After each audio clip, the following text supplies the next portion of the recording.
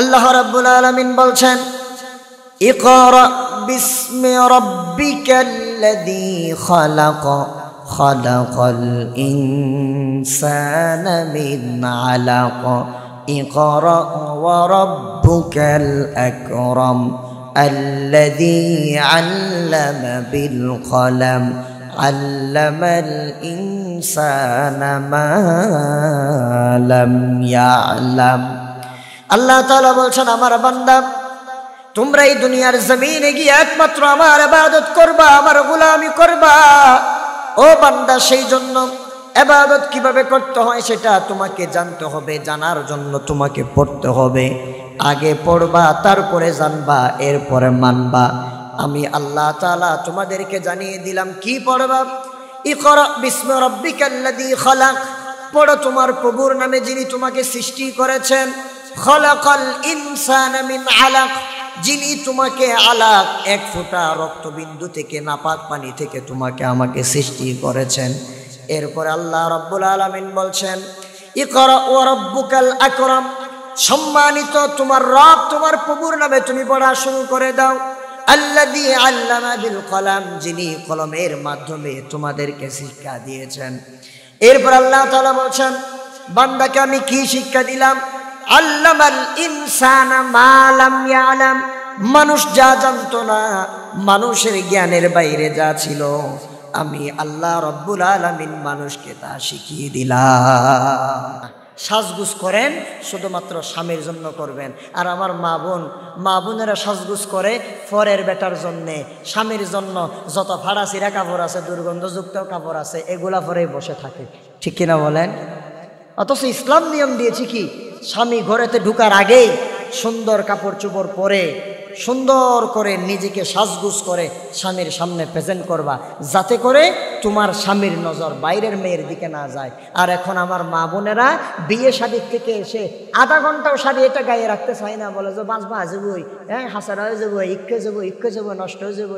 তো কিছুক্ষণ পরে কিন্তু তার স্বামী আসবে, তার স্বামীর মনে তামান্না, যা আজকে আমার বউকে খেলাফের মধ্যে অনেক সুন্দর লাগছে, আমি বাসায় গিয়ে আমার বউকে অনেকক্ষণ দেখবো, আমার বউয়ের সাথে আমি ভালোবাসা বিনিময় করবো, এইরকম চিন্তা ভাবনা থাকে কি থাকে না? কিন্তু এখন যদি জামাই আসার পরে দেখে বউ জামাই আসার আগে শাড়ি টাড়ি খুলি ফাড়া হওয়ার ভরে বউ কি, তখন মাথার মেজাজ কেমন হবে? তখন কথায় কথায় ঝগড়া হলে দেখা দেবে, ওরে তুই আরে দেখা আল্লাহ সাদস জানে, তুই তো বার করবে আল্লাহ সাদস জানা, যা রে যা। ঠিক কিনা বলেন? এই ঝগড়া এটার কারণে হয়। আল্লাহ রাসূল বলছেন, এহসান হচ্ছে তুমি বান্দা আল্লাহর ইবাদত এমন ভাবে করবা যেন তুমি তাকে দেখতেছো। আনতা আবুদাল্লাহ, তুমি আল্লাহর ইবাদত এমন ভাবে করবা যেন তুমি তাকে দেখতেছো, কান্নাকা তারাও। এখন আমাদের দুই চোখ দিয়া কি আল্লাহকে দেখা সম্ভব? আমাদের দুই চোখ দিয়ে আল্লাহকে দেখা যাবে? আল্লাহকে কখনো দেখা যাবে না। এজন্য রাসূলুল্লাহ সাল্লাল্লাহু আলাইহি ওয়াসাল্লাম আবার বলছেন, ফাইন লাম তাকুন তারাহু, যদি তুমি তাকে না দেখো, আল্লাহকে না দেখো, তাহলে তুমি এটা দৃঢ়ভাবে বিশ্বাস করে নিবা যে ফাইন্নাহু ইয়ারাক, নিশ্চয়ই তিনি তোমাকে দেখতেছেন। সুবহানাল্লাহ। আলহামদুলিল্লাহ, আলহামদুলিল্লাহি রাব্বিল আলামিন, والصلاة والسلام على سيد الأنبياء والمرسلين وعلى آله وأصحابه أجمعين. أما بعد فأعوذ بالله من الشيطان الرجيم. بسم الله الرحمن الرحيم. إن الله وملائكته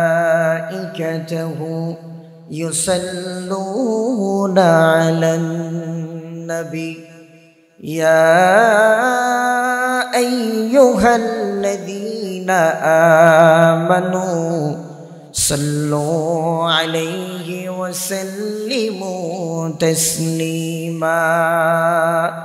اللهم صل على محمد وعلى آل محمد كما صليت على إبراهيم وعلى آل إبراهيم إنك حميد مجيد اللهم بارك على محمد وعلى آل محمد كما باركت على إبراهيم وعلى آل إبراهيم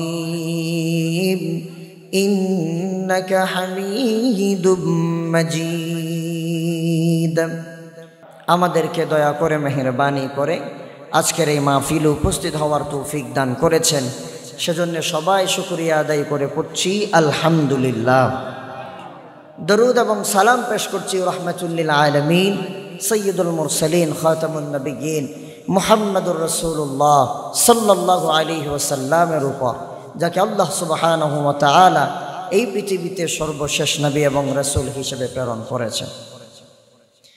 সম্মানিত প্রিয় উপস্থিতি, আল্লাহ সুবহানাহু ওয়া তাআলা এই পৃথিবীতে আমাদেরকে আপনাদেরকে মানুষ বানিয়ে পাঠিয়েছেন একমাত্র তার ইবাদত করার জন্য। আমাদের ইবাদত পাওয়ার সম্পূর্ণ হক, সম্পূর্ণ অধিকার একমাত্র আল্লাহ তাআলার। বলেন, বান্দার ইবাদত পাওয়ার অধিকার একমাত্র কার? আরো জোরে বলেন, কার? একমাত্র আল্লাহ তাআলার। আল্লাহ তাআলা বান্দা সৃষ্টির উদ্দেশ্যই এটা, আর কোনো উদ্দেশ্যে বান্দাকে আল্লাহ সৃষ্টি করেন নাই, যেটা আল্লাহ তাআলা কোরআনে হাকিমের মধ্যে বলেছেন। আল্লাহ রাব্বুল আলামিন বলেন, ওয়ামা খালাকাতুল জিন্না ওয়াল ইনসা ইল্লা লিয়াবুদুন। আল্লাহ তাআলা বলছেন, মা খালাকতুল জিন্না ওয়াল ইনসা, আমি আল্লাহ জিন আর ইনসানকে সৃষ্টি করি নাই, ইল্লা, তবে একটি উদ্দেশ্যে দুনিয়াতে সৃষ্টি করেছি, সেটা হচ্ছে লিয়াবুদুন, বান্দা একমাত্র আমার ইবাদত করবে। এটার জন্যই বান্দাকে আমি পৃথিবীতে সৃষ্টি করেছি। এখন বান্দা যে আমার ইবাদত করবে, বান্দা যদি আমার ইবাদত করার সিস্টেমটা না জানে, আমার ইবাদত করার পদ্ধতি যদি না জানে, বান্দার পদ্ধতিতে যদি ভুল থাকে, তাহলে ওই বান্দার ইবাদত আমি আল্লাহর কাছে কখনো কবুল হবে না। এজন্য বান্দা আমার ইবাদত করার আগে বান্দাকে শিখতে হবে, পড়তে হবে, জানতে হবে। সুবহানাল্লাহ। কি পড়বে, কি জানবে? আল্লাহ সুবহানাহু ওয়া তাআলা বলছেন, আমার বান্দা কোরআন পড়বে, কোরআন জানবে, ইসলাম জানবে। এজন্য বান্দা, আমি আল্লাহ তাআলা তোমাকে সৃষ্টি করার সাথে সাথে ইবাদতের জন্য সৃষ্টি করেছি, বলে দিলাম বান্দা, আমি আল্লাহ তাআলার নাম নিয়ে তুমি পড়া শুরু করে দাও। সুবহানাল্লাহ। আল্লাহ রাব্বুল আলামিন বলছেন, ইকরা বিসমি রাব্বিকাল্লাযী খালাক খালাকাল ইনসানা মিন আলাক ইকরা ওয়া রাব্বুকাল আকরাম الذي علم بالقلم علم الإنسان ما لم يعلم। আল্লাহ তাআলা বলছেন, আমার বান্দা, তোমরা এই দুনিয়ার জমিনে গিয়ে একমাত্র আমার ইবাদত করবা, আমার গোলামি করবা। ও বান্দা, সেই জন্য ইবাদত কিভাবে করতে হয় সেটা তোমাকে জানতে হবে। জানার জন্য তোমাকে পড়তে হবে। আগে পড়বা, তারপরে জানবা, এরপরে মানবা। আমি আল্লাহ তাআলা তোমাদেরকে জানিয়ে দিলাম কি পড়বা। ইকরা বিসমি রাব্বিকাল্লাযী খালাক, পড়ো তোমার প্রভুর নামে যিনি তোমাকে সৃষ্টি করেছেন। খালাকাল ইনসানা মিন আলাক, যিনি তোমাকে আলাক, এক ফোঁটা রক্তবিন্দু থেকে, নাপাক পানি থেকে তোমাকে আমাকে সৃষ্টি করেছেন। এরপরে আল্লাহ রাব্বুল আলামিন বলছেন, ইকরা ওয়া রাব্বুকাল আকরাম, সম্মানিত তোমার রব, তোমার প্রভুর নামে তুমি পড়া শুরু করে দাও। আল্লাযী আল্লামা বিল কলম, যিনি কলমের মাধ্যমে তোমাদেরকে শিক্ষা দিয়েছেন। এরপর আল্লাহ তাআলা বলছেন, বান্দাকে আমি কি শিক্ষা দিলাম? আল্লামাল ইনসানা মা লাম ইয়ালাম, মানুষ যা জানতো না, মানুষের জ্ঞানের বাইরে যা ছিল, আমি আল্লাহ রব্বুল আলামিন মানুষকে তা শিখিয়ে দিলাম। সুবহানাল্লাহ। আমি আল্লাহ তাআলা মানুষকে শিক্ষা দিলাম যে আল্লাহর বান্দারা কোরআন তেলাওয়াত করে, যে আল্লাহর বান্দারা কোরআন থেকে জ্ঞান অর্জন করে তারা হলো সর্বশ্রেষ্ঠ জ্ঞানী। আর যারা দুনিয়ার মধ্যে আল্লাহর কোরআন থেকে শিক্ষা গ্রহণ করে না, ইসলাম থেকে শিক্ষা গ্রহণ করে না, তারা দুনিয়ার যত জ্ঞান অর্জন করুক না কেন, আল্লাহ রব্বুল আলামিন তাদেরকে জানিয়ে দিয়েছেন ওই সকল মানুষেরা দুনিয়ার মধ্যে জ্ঞানী হতে পারে কিন্তু আল্লাহর কাছে জ্ঞানী নয়। হাদিসের মধ্যে এসেছে বিশ্ব নবী রাহমাতুল লিল আলামিন আমাদের জন্য হাদিস বর্ণনা করে দিয়েছেন, ক্বালা রাসূলুল্লাহি সাল্লাল্লাহু আলাইহি ওয়াসাল্লাম, ইন্নাল্লাযী লাইসা ফী জাওফিহি শাইউম মিনাল কুরআন কালবাই। আল্লাহর হাবিব বলেন, নিশ্চয়ই যে সকল মানুষের সিনার মধ্যে কোরআনের জ্ঞান নাই, ওই সকল মানুষের হৃদয়টা হলো উজাড় গৃহের মতো, যেই গৃহটা মানুষ না থাকার কারণে ছিন্ন ভিন্ন হয়ে যায়। এজন্য কোরআনের জ্ঞান যাদের কাছে আছে তারা জ্ঞানী, তারা দামি, তারা আল্লাহর কাছে সম্মানিত। আবার আল্লাহ রাব্বুল আলামিনের হাবিব হাদিসের আরেক জায়গার মধ্যে বলেছেন, নবীজি বলেন, ক্বালা রাসূলুল্লাহি সাল্লাল্লাহু আলাইহি ওয়াসাল্লাম, খায়রুকুম মান তাআল্লামাল কুরআন ওয়া আল্লামা। আল্লাহর হাবিব বলেন, ও দুনিয়ার উম্মত, আল্লাহর বান্দারা শুনে রাখো, এই দুনিয়ার মধ্যে যার টাকা পয়সা আছে, গাড়ি বাড়ি ধন দৌলত আছে, ওই ব্যক্তি উত্তম নয়, বরং তোমাদের মধ্যে মানুষের মধ্যে সর্বোত্তম হলো ওই আল্লাহর বান্দা, যে আল্লাহর বান্দা নিজে কোরআন শিখে এবং আরেকজনকে কোরআন শিক্ষা দেয়। উনি হচ্ছেন সবচাইতে বড় ধনী মানুষ। আবার আল্লাহ রাসূল সাল্লাল্লাহু আলাইহি সাল্লাম আরেক হাদিসের মধ্যে বলেছেন, নিশ্চয়ই এই পৃথিবীর মধ্যে মানুষদের মধ্যে কিছু আল্লাহর পরিবারের সদস্য আছে। সুবহানাল্লাহ বলেন। আল্লাহর পরিবারের কিছু সদস্য, এরা কারা?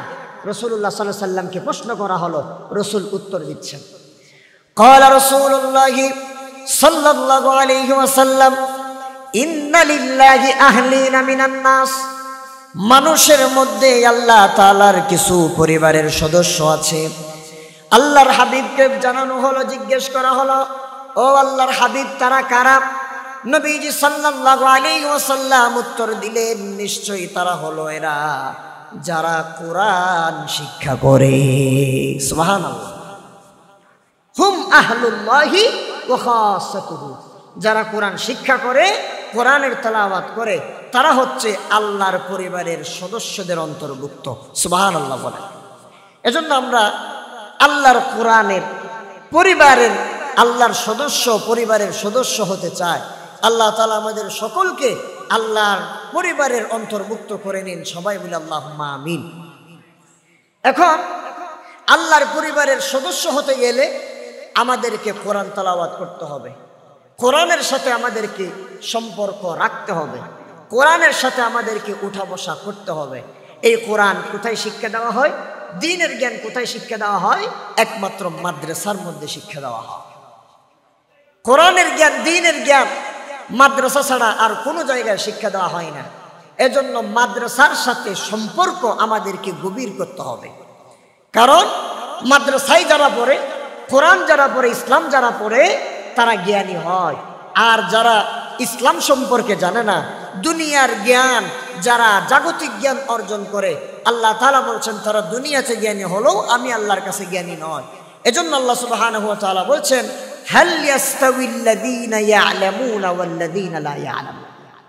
নবী, যারা জানে আর যারা জানে না, তারা কি কোনোদিনও সমান?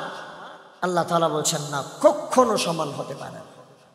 জানা ব্যক্তির ইবাদত, না জানা ব্যক্তির ইবাদত অনেক তফাৎ। যেমন আজকে রাতের একটা উদাহরণ দিই। শবে বরাত, আজকের রাত, লাইলাতুন নিসফ মিন শাবান। শবে বরাত বলতে কোরআন শরীফের মধ্যে কোনো অস্তিত্ব পাওয়া যায় না, কিন্তু হাদিস শরীফের মধ্যে শবে বরাতের অস্তিত্ব আছে। শবে বরাত শব্দটি হলো ফার্সি শব্দ, আর আরবিতে বলা হয় লাইলাতুন নিসফ মিন শাবান, শাবানের মধ্য রজনী। হাদিসের মধ্যে আছে, ইন্নাল্লাহা লা ইয়াত্তালিউ ফি লাইলাতিন নিসফ মিন শাবান। যখন শাবানের মধ্য রজনী, শবে বরাত এসে যায়, তখন ফায়াগফিরু লিজামিই খালকিহি, আল্লাহ তাআলা তার সৃষ্টির সকলকে ক্ষমা করে দেন। সুবহানাল্লাহ বলেন। সমস্ত বান্দাদেরকে আল্লাহ তাআলা আজকের এই রাত্রে ক্ষমা করে দেন। তবে দুই শ্রেণীর মানুষকে শবে বরাতের রাত্রি তো আল্লাহ ক্ষমা করেন না। বলেন কয় শ্রেণীর মানুষ? দুই শ্রেণীর মানুষ। এরা কারা? রাসূল বলছেন ইল্লা লিমুশরিকিন আও মুশাহিনিন, একমাত্র শিরিককারী ব্যতীত এবং মানুষের প্রতি হিংসা বিদ্বেষ পোষণকারী ব্যতীত, এই দুই শ্রেণী ব্যতীত সমস্ত মানুষকে আল্লাহ তাআলা আজকের রাত্রিতে ক্ষমা করে দেন। সুবহানাল্লাহ। তাহলে আজকের এই রাত্রিতে আমাদের কি কাজ? আজকের এই রাত্রিতে আমাদের কাজ হচ্ছে কুমু লাইলাহা, রাত্রিবেলা দাঁড়িয়ে দাঁড়িয়ে বেশি বেশি নামাজ পড়া। বলেন কি করা? নামাজ পড়া। নফল ইবাদত যত আছে, তাসবিহ, তাহলিল, তাহমিদ, এগুলা করা। বেশি বেশি করে আল্লাহর ইবাদত করা। কিন্তু যারা জানে না তারা কি করে? মোটরসাইকেল নিয়ে দৌড়াদৌড়ি, এক মাজার থেকে আরেক মাজারে, এক কবরস্থান থেকে আরেক কবরস্থানে। কলাউজান থেকেও অনেক মানুষ কাজীর মসজিদে গেছে, আমাদের সাতকানিয়ার থেকেও অনেক মানুষ কাজীর মসজিদ, মাঝের মসজিদ, চরম্বা মহাজনের মসজিদ, বিভিন্ন মসজিদে দৌড়াদৌড়ি করে। আবার দেখবেন যে কিছু কিছু মানুষ গ্রুপ পাঠিয়ে 4-5টা মোটরসাইকেল একসাথে করে করে এদিক সেদিক ঘোরাফেরা করে, বিভিন্ন হোটেলে চা পানি খায়। এরা মনে করে যে শবে বরাতের রাতটা এইরকমই কিছু একটা, কিন্তু না। যারা জানে তারা কি করে? এশারের নামাজটা জামাতের সাথে আদায় করলো, কিছু নফল নামাজ আদায় করলো, তাসবিহ তাহলিল আদায় করে, কোরআন তেলাওয়াত করে, রাত্র 12টা, 12:30 বা 1টার সময় যায়া একটু করে ঘুমালো। আবার 3টার সময় উঠে গিয়ে রোজা রাখবে। আগামীকাল আইয়ামে বীজের রোজা আছে, 3 দিন রোজা রাখবে, সেহরি খাবে, তাহাজ্জুদ পড়বে, কোরআন তেলাওয়াত করবে। ফজরের আজান দিলে 2 রাকাত সুন্নত নামাজ আদায় করে তারপরে মসজিদে যাইয়া ফজরের নামাজ আদায় করবে। তাহলে তার গোটা রাতটা ইবাদতের মধ্যে গেল। আর যারা জানে না, আমাদের কিছু মানুষ এমন আছে, রাগ করিয়েন না, কিছু মানুষ এমন আছে যে এশারের নামাজেরও খবর নাই, মাগরিবও খবর নাই, সারা বছরে নামাজের খবর নাই। শবে বরাতের দিন সুন্দর করে গোসল করে মসজিদে এসে সারা রাত ইবাদত করলো, ফজরের নামাজের আগে করে ঘুম চলে আসছে, বাসায় গিয়ে ঘুমাইছে, ফজরের নামাজও শেষ হয়ে গেছে। আসে না নাই এরকম? তাহলে এটা কেন হলো? না জানার কারণে হয়েছে। যদি জানতো তাহলে অল্প আমল করত, ওই অল্প আমলটাই তার জন্য আল্লাহর কাছে নাজাতের উসিলা হয়ে যেত, নাজাতের জন্য যথেষ্ট হয়ে যেত। এই জন্য আমাদেরকে জানতে হবে, জানার জন্য মাদ্রাসায় আসতে হবে, দ্বীনের জ্ঞান অর্জন করতে হবে। এখন যারা দ্বীনের জ্ঞান অর্জন করে, ইলম যারা অর্জন করে, তাদের কত সম্মান। রাসূলুল্লাহ সাল্লাল্লাহু আলাইহি ওয়াসাল্লাম বলেছেন, ইসলামের জ্ঞান এটা এমন বিষয়, প্রত্যেক মানুষকেই, প্রত্যেক মুসলমানকেই ইসলামের প্রাথমিক জ্ঞান সম্পর্কে জানা থাকতে হবে। এটা ফরজ। কিভাবে আপনি 5 ওয়াক্ত নামাজ আদায় করবেন, কিভাবে আপনি আপনার ফরজ গোসলটা করবেন, কিভাবে আপনি আপনার উযুটা করবেন, কিভাবে আপনি ফ্যামিলি চালাবেন, কিভাবে জানাজার নামাজটা পড়বেন, এই সকল নিয়ম কানুন অবশ্যই আপনার জানা থাকতে হবে। এটা ফরজ। এজন্য হাদিসের মধ্যে এসেছে, রাসূলুল্লাহ সাল্লাল্লাহু আলাইহি ওয়াসাল্লাম আমাদেরকে জানিয়ে দিয়েছেন, ক্বালা রাসূলুল্লাহ সাল্লাল্লাহু আলাইহি ওয়াসাল্লাম, তালাবুল ইলমি ফারিদাতুন আলা কুল্লি মুসলিম। প্রত্যেক মুসলমানের জন্য দ্বীনের জ্ঞান যা আছে, এই দ্বীনের জ্ঞানগুলো অর্জন করা প্রত্যেকের জন্য ফরজ। জোরে বলেন সুবহানাল্লাহ। কেন? এই জ্ঞান না জানলে, ফরজের বিষয়ে না জানলে বান্দা আমল করতে পারবে না, মানতে পারবে না। এজন্য মানার জন্য জানাটাকে আমি আল্লাহর রাসূল ফরজ করে দিলাম। আমার প্রিয় মুসলমান বন্ধুগণ, এখন জানার জন্য, দ্বীনের জ্ঞান অর্জন করার জন্য আপনাকে ঘর থেকে বের হয়ে যেতে হবে। ঘরের মধ্যে বসে থাকলে জীবনেও আপনি দ্বীনের জ্ঞান অর্জন করতে পারবেন না। দ্বীনের জ্ঞান অর্জন করার জন্য আপনাকে মাদ্রাসায় আসতে হবে, যে মাদ্রাসায় কমিটি আজকে আপনাদের জন্য দাঁড় করিয়ে দিয়েছে। এই মাদ্রাসার উদ্দেশ্যে যখন আপনি আমি বের হয়ে যাব, তখন কেমন ফজিলত! দ্বীনের জ্ঞান অর্জন করার জন্য বান্দা যদি ঘর থেকে বের হয়ে যায় তাহলে কেমন সওয়াব পায়। রাসূলুল্লাহ সাল্লাল্লাহু আলাইহি ওয়াসাল্লাম, তিরমিজি শরীফের হাদিসের মধ্যে এসেছে, নবীজি সাল্লাল্লাহু আলাইহি ওয়াসাল্লাম বলেন, মান খরাজা ফি তালাবিল ইলমি ফাহুয়া ফি সাবিলিল্লাহ হাত্তা ইয়ারজিআ। আল্লাহর হাবিব সাল্লাল্লাহু আলাইহি ওয়াসাল্লাম বলেন, মান খরাজা ফি তালাবিল ইলম, যেই ব্যক্তি দ্বীনের জ্ঞান অর্জন করার জন্য যাবতীয় জ্ঞানগুলো অর্জন করার জন্য যখন ঘর থেকে বের হয়ে যায়, আল্লাহর হাবিব বলেন ফাহুয়া ফি সাবিলিল্লাহ, ওই ব্যক্তি আল্লাহর রাস্তার মুজাহিদ হয়ে যায়। সুবহানাল্লাহ। যখন দ্বীনের জ্ঞান অর্জন করার জন্য ঘর থেকে বের হয়ে গেল, সেই ব্যক্তি এখন আল্লাহর রাস্তায় আছে। ওই মুহূর্তে যদি কোনো একজন আল্লাহর বান্দা দ্বীনের জ্ঞান অর্জন করার জন্য রাস্তায় বের হয়ে যদি মারা যায়, ইন্তেকাল করে, আল্লাহর হাবিব বলেন ওই ব্যক্তি সাথে সাথে শহীদ হয়ে যাবে। মারা যাওয়ার সাথে সাথে আল্লাহ তাআলা তাকে জান্নাত দিয়ে দিবে। সুবহানাল্লাহ। দ্বীনের জ্ঞানের কত ফজিলত! এই সময়টা কতক্ষণ? আল্লাহর হাবিব বলেন হাত্তা ইয়ারজিআ, যতক্ষণ পর্যন্ত ওই মানুষটা দ্বীনের জ্ঞান অর্জন করে ঘরের মধ্যে আবার ফিরে আসে নাই, ততক্ষণ পর্যন্ত ওই মানুষটা আল্লাহর রাস্তার মুজাহিদ হয়ে যায়। বান্দারা জিহাদ করে যেমন শহীদ হয়ে যায়, সেখানে মারা গেলে দ্বীন অর্জন করার জন্য বান্দা বের হয়ে যদি মারা যায়, তাহলে ওই ব্যক্তিও শহীদ হয়ে যাবে।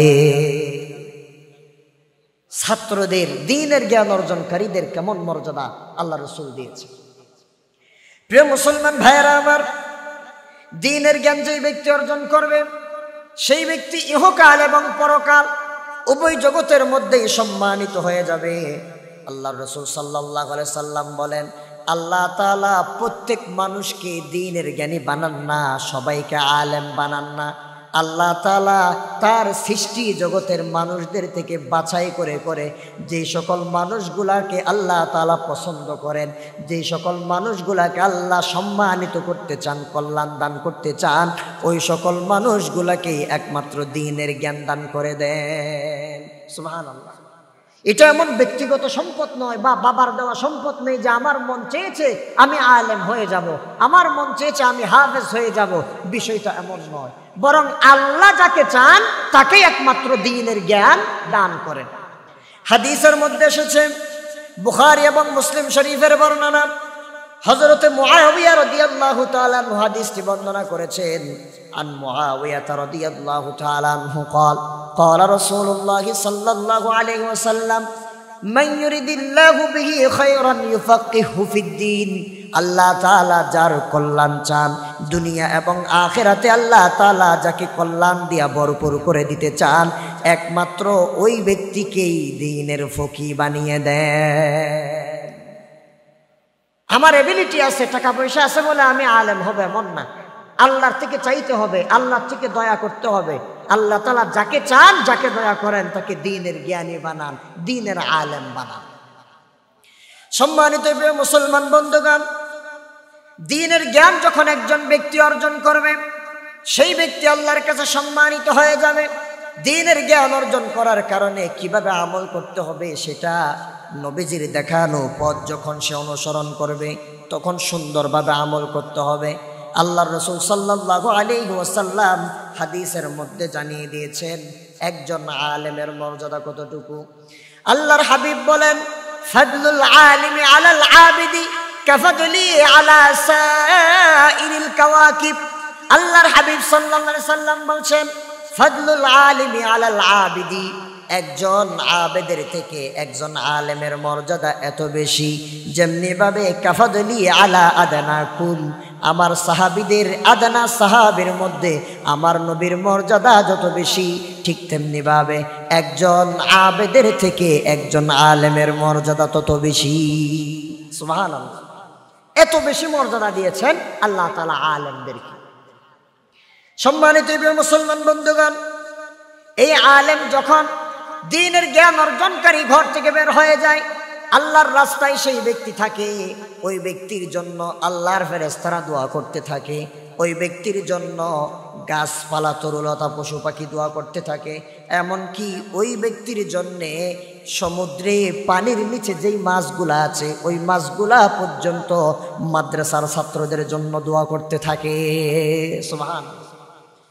হাদিসের মধ্যে এসেছে, রাসূলুল্লাহ সাল্লাল্লাহু আলাইহি ওয়াসাল্লাম ছাত্রদের দ্বীনের জ্ঞান অর্জনকারীদের মর্যাদা বোঝাতে গিয়ে তিনি বলেছেন, মান সালাকা তরিকান ইয়ালতামিসু ফীহি ইলমান সাহালাল্লাহু লাহু তরিকান ইলাল জান্নাহ। যেই ব্যক্তি দ্বীনের জ্ঞান অর্জন করার জন্য ঘর থেকে বের হয়ে যায়, রাস্তার মধ্যে হাঁটা চলা শুরু করে দেয়, ওই ব্যক্তিকে আল্লাহ রাব্বুল আলামিন ওই জ্ঞানের দ্বারা জান্নাতের রাস্তাটা সহজ করে দেন। দ্বীনের জ্ঞান অর্জন করার কারণে ওই আল্লাহর বান্দার জন্য জান্নাতের রাস্তাটা সহজ হয়ে গেল। এরপর আল্লাহর হাবিব বলেন, ওয়া ইন্নাল মালাইকাতা লাতাদউ আজনিহাতাহা রিদান লিতালিবিল ইলমি। আল্লাহর হাবিব বলেন, একজন জ্ঞানী ব্যক্তি যখন জ্ঞান অর্জন করার জন্য ঘর থেকে বের হয়ে যায়, আল্লাহর ফেরেশতারা তাদের পাখাগুলো ওই তালেবে ইলম ছাত্রের সম্মানে বিছিয়ে দেয়। সুবহানাল্লাহ বলবেন না? কত বড় ফজিলত! ফেরেশতারা তাদের ডানাগুলা বিছিয়ে দেয় তালেবে ইলম জ্ঞান অর্জনকারী ছাত্রদের জন্য। এরপর আল্লাহর হাবিব বলেন, যখন ওই আল্লাহর বান্দা দ্বীনের জ্ঞান অর্জন করে, দ্বীনের জ্ঞান অর্জন করার জন্য যখন মাদ্রাসার মধ্যে ভর্তি হয়ে যায়, তখন ওই আল্লাহর বান্দার জন্য ইস্তাগফিরু লাহু মান ফিস সামাওয়াতি ওয়া মান ফিল আরদি। ওই আল্লাহর বান্দা জ্ঞান অর্জনকারী ছাত্রের জন্য আসমানে এবং জমিনে যা আছে সবাই আল্লাহর কাছে ক্ষমা প্রার্থনা করে। আসমানে যা, জমিনে যা, সবগুলা মিলে এক ব্যক্তির জন্য আল্লাহর কাছে গুনাহ মাফ চাই। ওই ব্যক্তি হচ্ছে জ্ঞান অর্জনকারী মাদ্রাসার ছাত্র, কোরআনের ছাত্র। সুবহানাল্লাহ। আল্লাহর হাবিব বলেন, এমনকি আসমানে জমিনে যা আছে তা তো বাদি দিলাম। এরপর আল্লাহর হাবিব বলেন, হাত্তাল হাইতান ফিল মাই। ওই সমুদ্রের মধ্যে, পানির নিচে, জলের মধ্যে যেই মাছগুলা আছে, ওই মাছগুলা পর্যন্ত তালেবে ইলম মাদ্রাসার জ্ঞান অর্জনকারী ছাত্রদের জন্য আল্লাহর কাছে দোয়া করতে থাকে। এই সম্মান একমাত্র আল্লাহ তাআলা মাদ্রাসার ছাত্রদেরকে দিয়েছেন, কোরআনের ছাত্রদেরকে দিয়েছেন। আমরা আমাদের সন্তানদেরকে হাফেজে কোরআন বানাবো, আলেম বানাবো, এই মাদ্রাসায় ভর্তি করিয়ে দিব। পারবো তো ইনশাআল্লাহ? আল্লাহ তাআলা আমাদেরকে কবুল করুক, সবাই বলি আল্লাহুম্মা আমিন। সম্মানিত প্রিয় উপস্থিতি, এরপরে রাসূলুল্লাহ সাল্লাল্লাহু আলাইহি ওয়াসাল্লাম বলছেন, একজন আলেমের কেমন মর্যাদা। সাহাবীদেরকে আল্লাহ রসুল আকাশের দিকে দেখালেন, দেখাইয়া বলছেন, দেখছো আসমানের মধ্যে অনেকগুলা তারকা আছে, ওই তারকার মধ্যে দাম বেশি কার? বলে যে তারকা এবং চাঁদ দুইটাই আছে, তারকার চাইতে চাঁদের আলো বেশি এবং চাঁদের দাম বেশি। আমার সাহাবীরা, তোমরাও জেনে রাখো, এই তারকার মধ্যে যেমন চাঁদের দাম বেশি, আবার 14 তারিখের পূর্ণিমার চাঁদের দাম যেমন, ঠিক তেমনি ভাবে সমস্ত আবেদ লোক যারা বেশি বেশি আবাদত করে কিন্তু আলেম নয়, তাদের মধ্যে আমার একজন কোরআন হাদিসের আলেমের দাম তত বেশি। সুবহানাল্লাহ বলে। এইরকম ভাবে রাসূলুল্লাহ সাল্লাল্লাহু আলাইহি ওয়াসাল্লাম আলেমের দাম, আলেমের মর্যাদা, কোরআন সুন্নাহর জ্ঞান অর্জনকারীর মর্যাদা আল্লাহ তাআলা দান করেছেন। সম্মানিত প্রিয় মুসল্লিয়ানে কেরাম, সম্মানিত প্রিয় মুসলমান বন্ধুগণ, যেই ব্যক্তি আল্লাহর রাস্তায় বের হয়ে যায়, জ্ঞান অর্জন করার জন্য বের হয়ে যায়, সেই ব্যক্তি আল্লাহ সুবহানাহু ওয়া তাআলার সম্মানে সম্মানিত হন। রাসূলুল্লাহ সাল্লাল্লাহু আলাইহি ওয়াসাল্লাম বলছেন, যে ব্যক্তি সকাল বিকাল জ্ঞান অর্জন করার জন্য মাদ্রাসার উদ্দেশ্যে বের হয়ে যায়, মসজিদের উদ্দেশ্যে বের হয়ে যায়, সেই ব্যক্তি সেখানে গিয়ে ভালো কিছু শিখবে, সেখান থেকে ভালো কিছু শেখার পরে আমল করবে। ওই ব্যক্তি যতটুকু আমল করবে, সেই ব্যক্তি যার কাছ থেকে এই আমলটা শিখেছে, তার আমল নামায়ও আল্লাহ তাআলা সওয়াব পৌঁছায়া দিবেন। সুবহানাল্লাহ বলেন না? দেখেন, আমি যেই শিক্ষক থেকে জ্ঞান অর্জন করেছি, আপনারা যেই শিক্ষক থেকে জ্ঞান অর্জন করেছেন, শিক্ষক থেকে জ্ঞান অর্জন করার পরে যদি আপনি একটা হরফ আমল করেন, তাহলে আমি আপনি যেমন সওয়াব পাচ্ছি, আমার আপনার উস্তাদের আমল নামায়ও ঠিক তেমনভাবে সওয়াব আল্লাহ তাআলা পৌঁছায় দিচ্ছেন। হাদিস শরীফের মধ্যে আছে, রাসূলুল্লাহ সাল্লাল্লাহু আলাইহি ওয়াসাল্লাম ইরশাদ করেছেন। আপনাদের কি খারাপ লাগতেছে? রাসূলুল্লাহ সাল্লাল্লাহু আলাইহি ওয়াসাল্লাম ইরশাদ করেছেন, রাসূল বলছেন, মানুষ যখন মারা যায়, ইদা মাতাল ইনসান ইনকাতা আনহু আমালুহু, মানুষ যখন মরে যায়, দুনিয়া থেকে বিদায় নিয়ে চলে যায়, তখন মানুষ কি আর আমল করতে পারে? বলেন, আমল করতে পারে? আমল করতে পারে না, কখনো সম্ভব নয়। আল্লাহ রাসূল সাল্লাল্লাহু আলাইহি ওয়াসাল্লাম বলছেন, ইনকাতা আনহু আমালুহু, তার থেকে আমলটাকে বিচ্ছিন্ন করে দেওয়া হয়, বান্দা আর আমল করতে পারে না। তবে বান্দা মারা গেলেও 3টা আমল বান্দার সাথে সাথে থাকে। সুবহানাল্লাহ। কয়টা আমল? 3টা আমল। রাসূল বলছেন, 1 নাম্বার হচ্ছে নেককার সন্তান, ওয়ালাদিন সালিহিন ইয়াদউ লাহু, যে ব্যক্তি দুনিয়াতে নেককার সন্তান রেখে যেতে পারবে, সন্তানটা মা বাবা মারা যাওয়ার পর মা বাবার জানাজার নামাজটা পড়াইতে পারলো, মা বাবা মারা যাওয়ার পর মা বাবার কবরের পাশে যায়া একটু কান্নাকাটি করে সূরা ফাতিহা পড়ে কবর জিয়ারত করে মা বাবার জন্য দোয়া করলো, আল্লাহ রব্বিরহামহুমা কামা রব্বায়ানি সগীরা, মাবুদ তুমি তোমার রহমতের কুলে রহমতের হাতে আমার মা বাবাকে এমনভাবে লালন পালন করো যেমনিভাবে আমার মা বাবা আমাকে ছোট্টকালে লালন পালন করেছে। এই দোয়া যখন করে আল্লাহ তাআলা বলছেন, ও আমার ফেরেশতা, ওই বান্দার কবরের আযাব মাফ করে দাও, কারণ তার সন্তানেরা নেককার সন্তান হওয়ার কারণে তার মা বাবার জন্য দোয়া করছে, আমি তার মা বাবার জন্য তার দোয়াটাকে কবুল করে নিলাম। সুবহানাল্লাহ। তাহলে নেককার সন্তান যদি কেউ দুনিয়াতে রেখে যায় তার কবরের মধ্যে সওয়াব পৌঁছাইতে থাকবে আনলিমিটেড। 2 নাম্বার, রাসূলুল্লাহ সাল্লাল্লাহু আলাইহি সাল্লাম বলছেন, আও ইলমিন, এমন জ্ঞান যেই জ্ঞানের দ্বারা সে ব্যক্তি উপকার লাভ করেছে। কোরআন শিখলো, একটা হরফ যদি কেউ শিখে তাহলে এক অক্ষরে 10টা করে নেকি পাওয়া যাবে। বলেন কয়টা নেকি পাওয়া যাবে? 10টা নেকি পাওয়া যাবে। এটা কি আপনারা বিশ্বাস করেন?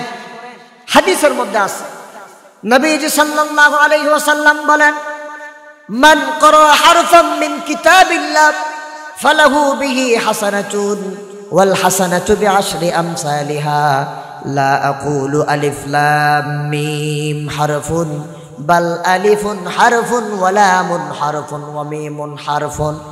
আল্লাহর হাবিব বলেন, মান ক্বারা হারফাম মিন কিতাবিল্লাহ, যেই ব্যক্তি আল্লাহর কিতাব থেকে একটি হরফ তেলাওয়াত করবে, ফালাহু হাসানাতুন, তার জন্য নেকি রয়েছে, সওয়াব রয়েছে।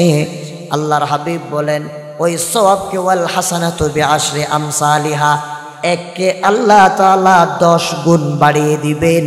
তার মানে আল্লাহর হাবিব জানায়া দিলেন, যেই ব্যক্তি কোরআনে কারীম থেকে একটি অক্ষর তেলাওয়াত করবে, এক অক্ষরের কারণে 10টি করে নেকি তার আমলনামায় যোগ হয়ে যাবে। আল্লাহর হাবিব বলেন, লা আকুলু আলিফ লাম মিম হারফুন বাল আলিফুন হারফুন ওয়া লামুন হারফুন ওয়া মিমুন হারফুন। ও আমার উম্মত, তোমরা এই কথা জেনে রাখো, আমি তোমাদেরকে বলছি না যে আলিফ লাম মিম একটা অক্ষর, আলিফ লাম মিম পড়লে 10টা নেকি পাবা, এমন কথা আমি বলছি না। বরং আমি বলছি আলিফ একটা হরফ, লাম আর একটা হরফ, মিম আর একটা হরফ। তার মানে কেউ যদি আলিফ লাম মিম এই 3টা অক্ষর তেলাওয়াত করে, তেলাওয়াত করতে দেরি হবে, বান্দার আমলনামায় আল্লাহ তাআলা সাথে সাথে 30টা নেকি লিখে দিবেন। সুবহানাল্লাহ। এজন্য আল্লাহ রাসূল বলেছেন, বান্দা এমন উপকারী জ্ঞান যদি অর্জন করে যেই জ্ঞানের কারণে তার লাভ হয়েছে, উপকার হয়েছে, তাহলে ওই উপকারী জ্ঞান তার সাথে কবরের মধ্যে সওয়াব যেতেই থাকবে। সুবহানাল্লাহ। তাহলে কয়টা পেলেন? 2টা। 3 নাম্বার, আল্লাহর হাবিব সাল্লাল্লাহু আলাইহি সাল্লাম বলেছেন, সাদকায়ে জারিয়া, যদি কেউ এই যে একটা বিশাল বড় মাদ্রাসা, এই মাদ্রাসাটা 3 তলা এমনি এমনি হয় নাই, 2 তলা এমনি এমনি হয় নাই। ওই 2 তলা করার জন্য, 3 তলা করার জন্য অনেক টাকা পয়সার প্রয়োজন হয়েছে, রড সিমেন্ট বালির প্রয়োজন হয়েছে। হয়েছে কি হয় নাই? নাকি এমনি হয়ে গেছে যে হয়ে যাও মাদ্রাসা, মদিনাতুল উলুম দাখিল মাদ্রাসা, সাথে সাথে হয়ে গেছে, এমন ব্যাপার নাকি? না, এখানে অনেক টাকা পয়সার আঞ্জাম দিতে হয়েছে, রড সিমেন্ট লোহা এগুলা লেগেছে। রাসূলুল্লাহ সাল্লাল্লাহু আলাইহি সাল্লাম বলছেন, এই রকম নেক কাজ, ভালো কাজে, দ্বীনের কাজে, মাদ্রাসায় মাহফিলে যারা দান করেছে, সদকায়ে জারিয়া করে গিয়েছে, মানুষ মরে গেলেও এই মাদ্রাসা যতদিন থাকবে, মসজিদ যতদিন থাকবে, ততদিন পর্যন্ত ওই বান্দার আমলনামার মধ্যে সওয়াব যেতেই থাকবে। সুবহানাল্লাহ। এখন এই মাদ্রাসায় আপনারা তো অনেক দান করছেন এতক্ষণ পর্যন্ত, অনেকেই দেন না সেটা আমি জানি। বড় বড় ডাক যেগুলো আছে এগুলো এখনো দেয় না, এগুলো পরে দিবে। এখন যারা টাকা না দেওয়ার নিয়ত করছেন আর কি, মা বোনদের টাকা এখনো কিন্তু শাড়ির আসলে গিট্টু দেওয়া আছে। আমার মা বোনেরা টাকা রাখে কোথায়? শাড়ির আসল, শাড়ির কোনার মধ্যে টাকাগুলো সুন্দর করে গিট্টু দিয়ে রাখে, যত্ন করে রেখে দেয়। মা বোন, আপনারা গিট্টা দিয়ে রাখছেন, আর রাখিয়েন না, পাঠাইয়ে দেন। যারা এখনো টাকা পাঠান নাই, পাঠাইয়ে দেন। কেন পাঠাবেন জানেন? লাভের কথা বলি। বাংলা তো মানুষ লাভে বিশ্বাসী, ঠিক কিনা বলেন? বাংলাদেশের মানুষ লাভে বিশ্বাসী। আল্লাহ সুবহানাহু ওয়া তাআলা কি বলছেন দেখেন, রাসূলুল্লাহ সাল্লাল্লাহু আলাইহি সাল্লামের মাধ্যমে কোরআনে হাকিমের মধ্যে আল্লাহ তাআলা আয়াত নাজিল করে জানাই দিচ্ছেন। আল্লাহ তাআলা বলছেন, যে আল্লাহর বান্দা আল্লাহর রাস্তায় একটা জাররা পরিমাণ, অনুপরিমাণ, একটা বীজের সমপরিমাণ টাকা দান করবে, মিসকালা হাববাতিন মিন খারদালিন, আল্লাহ রাসূল বলছেন একটা গুটা, একটা বিসি তো আপনারা চিনেন না, এই বিসি পরিমাণ যদি কেউ দান করে তাহলে এটা কেমন হবে? আল্লাহ রাসূল সাল্লাল্লাহু আলাইহি ওয়াসাল্লামের মাধ্যমে আল্লাহ তাআলা জানাই দিচ্ছেন, এই বীজটা যখন রোপণ করা হয় তখন ওই বীজ থেকে আল্লাহ সুবহানাহু ওয়া তাআলা বীজটাকে চারায় রূপান্তরিত করে তারপরে 60টা ডানা বের করে দেন। 60টা ডানা বের করার পর ওই 60টা ডানার মধ্যে থুকা দিয়ে দেন। থুকা ধানের থুকা চিনেন না, ছড়া? আল্লাহ সুবহানাহু ওয়া তাআলা বলছেন যে আমি আল্লাহ তাআলা ওই একটা সরিষা পরিমাণ দানাটাকে যেমনিভাবে চারায় রূপান্তরিত করে 60টা ডানা বের করে দিই, এরপরে ওই 60টা ডানার মধ্যে প্রত্যেক ডানার মধ্যে 100 করে দানা দিয়ে দিই। সুবহানাল্লাহ। ফাতাকুন ফিস সামাওয়াত, আল্লাহ রাসূল সাল্লাল্লাহু আলাইহি সাল্লামের মাধ্যমে আল্লাহ সুবহানাহু ওয়া তাআলা বলছেন, ওই 60টা ডানা থেকে থুকা বের করে 100 করে দানা দিয়ে দিলাম। তার মানে একটা বীজ থেকে 7 থেকে আবার 100। আল্লাহ সুবহানাহু ওয়া তাআলা বলছেন, আমার রাস্তায় কেউ যদি 1 টাকা দান করে এটাকে 60 টাকা করে, আবার ওই 7-এর মধ্যে 100 টাকা করে দিয়া আমি আল্লাহ তাআলা বান্দার জন্য এটাকে বৃদ্ধি করে দেই। সুবহানাল্লাহ।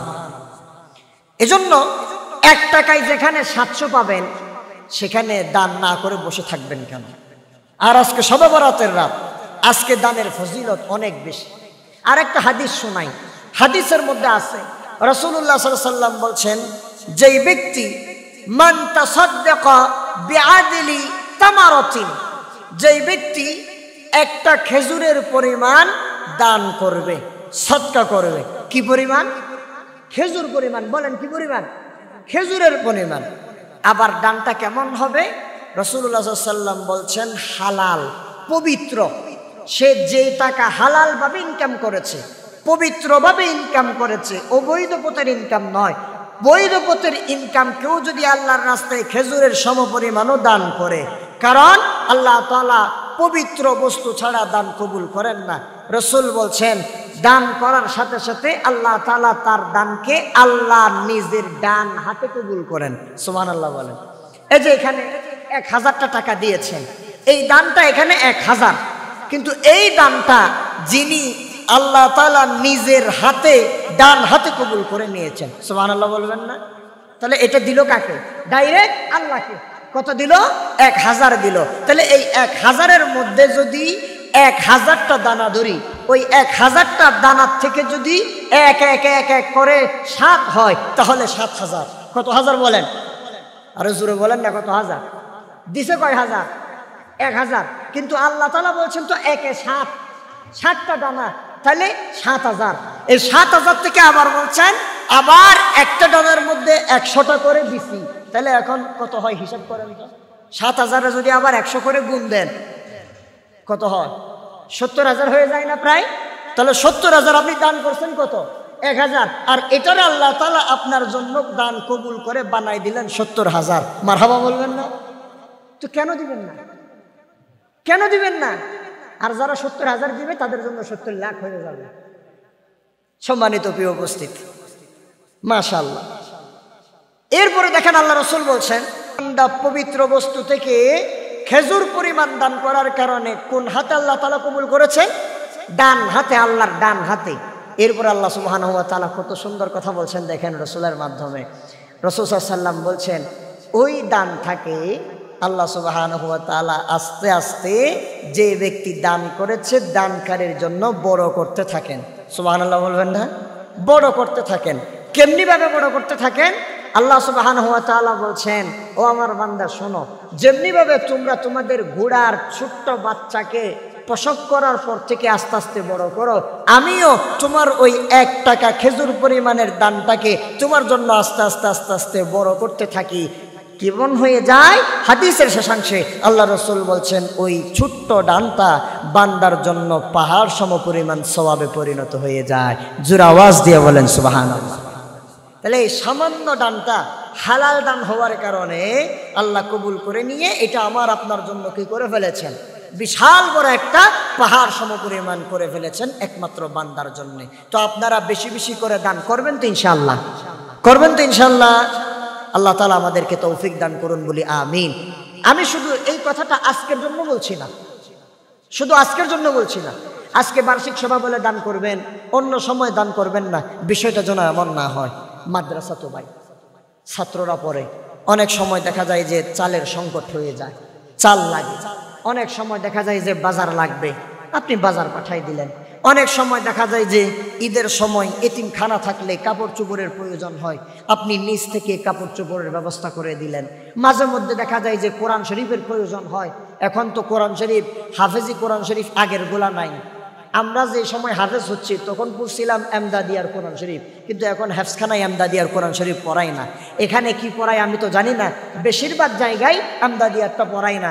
এখন তাহফিজুল কোরআন নামে একটা কোরআন বের হয়েছে, ওটাই পড়ানো হয়। হাফেজ সাহেব যারা আছে ওরা জানবে এটা কেন পড়ানো হয়। কারণ হচ্ছে ওখানে মুসাব্বার আয়াত চিহ্নিত করে দেওয়া হয়েছে, কোন জায়গায় ওয়াকফ, কোন জায়গায় মত, কোন জায়গায় কিভাবে এটা চিহ্নিত করে দেওয়া হয়েছে। এটাই এখন হাফেজদের জন্য সর্বশ্রেষ্ঠ কোরআন, সুন্দর করে সাজানো হয়েছে। তাহলে একটা তাহফিজের দাম হয়তো বা 1000 টাকা হতে পারে, তাহলে আপনি 30টা 40টা তাহফিজ আপনি দিয়ে দিলেন 30-40 হাজার টাকা, এরকমভাবে হতে পারে। তারপরে মনে করেন যে রাস্তা চলাচলে অসুবিধা, আপনি রাস্তাটা ঠিক করে দিচ্ছেন, এটাও কল্যাণকর কাজ। একটা গরিব মেয়ের বিয়ে হচ্ছে না, আপনি সেখানে বিয়ে হটা যেন হয়ে যায় সেটার জন্য আপনি ব্যবস্থা করে দিলেন। ভাই জ্ঞানের কথা যখন আসছে দেখেন, গরিব মেয়ের বিয়ে হয় না, বড় লোকের বিয়ে হয়। কেন হয়? কারণ কি? আমাদের সমাজে বর্তমানে যৌতুক প্রথা অধিকাংশ জায়গায় কম হলেও কিন্তু চালু আছে, ঠিক কিনা বলেন? এটা যৌতুক কেন দিচ্ছে? না জানার কারণে দিচ্ছে, কোরআন হাদিসের জ্ঞান না থাকার কারণে যৌতুক দিচ্ছে। আবার কিছু কিছু মানুষ বড় লোকেরা বলতেছে যে এটা না, আমার মেয়েকে আমি উপহার দিচ্ছি। ও ভাই, আপনি আপনার মেয়েকে উপহার দিচ্ছেন, কিন্তু আপনার মেয়েকে উপহার দেওয়া দেখে আর একটা গরিব মেয়ের উপর অত্যাচার করা হচ্ছে, জোর করে তার থেকে এগুলো আদায় করা হচ্ছে, ঠিক কিনা বলেন? এগুলো হারাম, যৌতুক হারাম। যৌতুক যেমন হারাম, শ্বশুর বাড়ির থেকে চেয়ে নেওয়া যেমন হারাম, ঠিক তেমনিভাবে মেয়ের বাড়ির থেকে জামাইয়ের উপর বেশি করে কাবিন চাপিয়ে দেওয়া এটাও হারাম, ঠিক কিনা বলেন? এখন আমরা যৌতুকটা মানতে রাজি, কিন্তু বেশি কাবিন এটার বিপক্ষে আমরা কথা বলি না। তার যদি সামর্থ্য থাকে 5 লাখ টাকা, আপনি তো 5 লাখই দিবেন। এর বেশি যদি আপনি চাপায় দেন তাহলে তো হবে না। তো এটা ইসলাম এটা বলে নাই, জোর করে কারো উপর মহারানা চাপাই দেওয়া ইসলাম সাপোর্ট করে না। তো এগুলা কেন হচ্ছে? একমাত্র ইসলাম না বোঝার কারণেই হচ্ছে, একমাত্র দ্বীনের জ্ঞান অর্জন না করার কারণে হচ্ছে।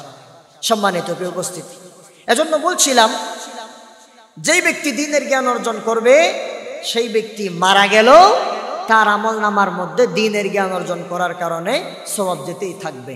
যেমন দেখেন না ব্যাপারটা কেমন, আমরা যাদের কাছ থেকে ইলম অর্জন করেছি, আমরা 2 হাত তুললে আমরা আমাদের উস্তাদদের জন্য দোয়া করি।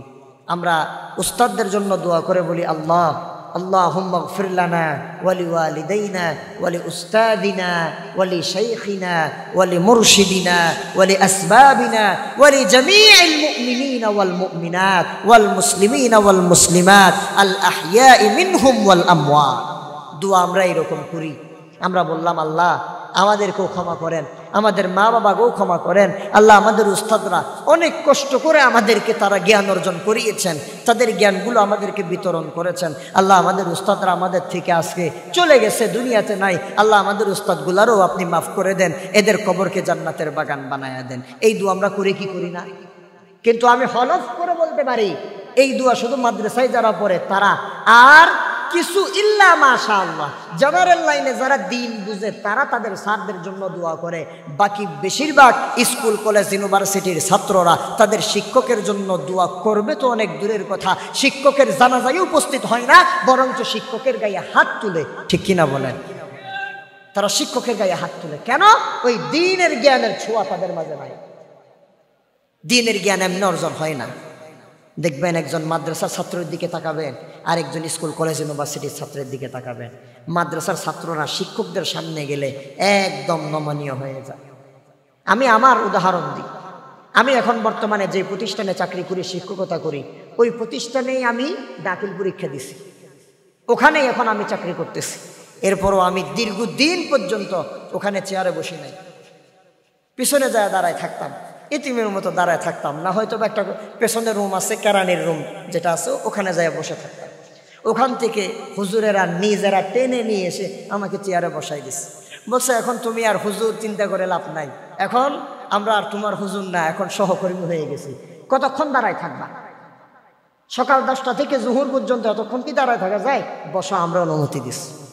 এই যে এখন একটু আগে যে মাহফিল থেকে আলোচনা করে আসলাম, ওই মাহফিলে আমার উস্তাদ, উনি কাঞ্চনা জামাতের আমির, সাতকানি উপজেলার অ্যাসিস্ট্যান্ট সেক্রেটারি, উনি ওই মাহফিলের প্রধান অতিথি, আমি হলাম প্রধান বক্তা।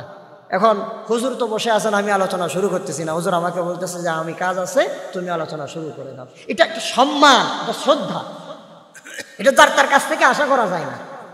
যারা এই সম্মান শ্রদ্ধা শিখে নাই, তারা জীবনে কোনোদিন আর একজনকে সম্মান শ্রদ্ধা করবে না, ঠিক কিনা বলেন? তো এই সম্মান শ্রদ্ধা কিভাবে আসে? আমরা আমাদের উস্তাদদের থেকে ইলম নিয়েছি, সিনা বা সিনা। মাদ্রাসার ইলম উস্তাদের কাছে যাইয়া নিতে হয়।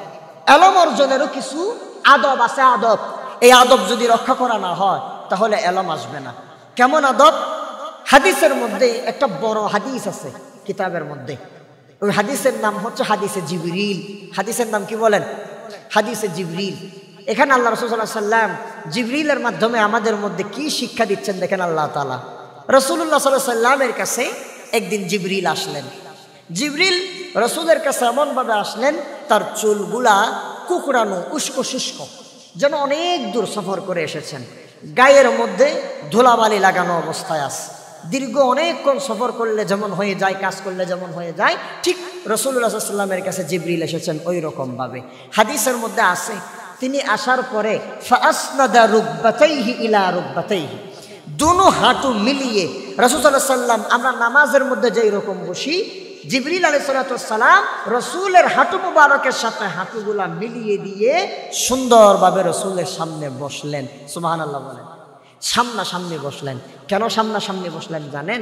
কারণ উস্তাদের সিনা থেকে ছাত্রের সিনার মধ্যে এলম আসে, তাসির হয়, এজন্য সামনে বসলেন। এলম অর্জন করার আদব শিক্ষা দিলেন। এরপরে বসার পরে বললেন যে ইয়া রাসূলুল্লাহ, আপনি আমাকে একটু বলেন ইসলাম কি?